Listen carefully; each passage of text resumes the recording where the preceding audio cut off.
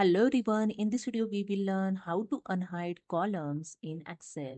So let's start this in my Excel and here you can see I have data. In this data, D and E column is hide. Okay, so here I'm going to unhide this both column. Simply select the columns before and after of them. So C and F, select it and right click on the mouse and click on the unhide. Okay, so this is the way you can unhide. And the second way, I just pressed here with Control Z, undo the action. Same as select the before and after column, C and F. So here I'm going to unhide D and E. Okay, so go to the Home tab. In Cells group, click on the Formats option.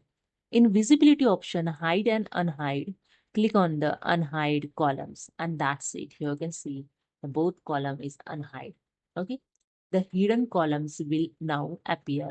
Okay, again I press the Control Z, and if you have a large data in your Excel file and you want to unhide the all column at once, simply click on this arrow to select the entire Excel sheet. Okay, after that you just right click on the mouse and click on the unhide option, and you can see here your column is unhide. Okay, again, I press the Ctrl Z, undo the action. Same as go to the Home tab.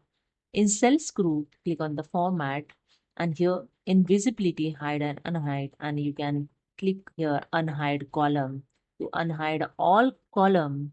Those are already hide in your Excel sheet. Okay, so hope you understood. If you like this video, please subscribe. Thank you so much.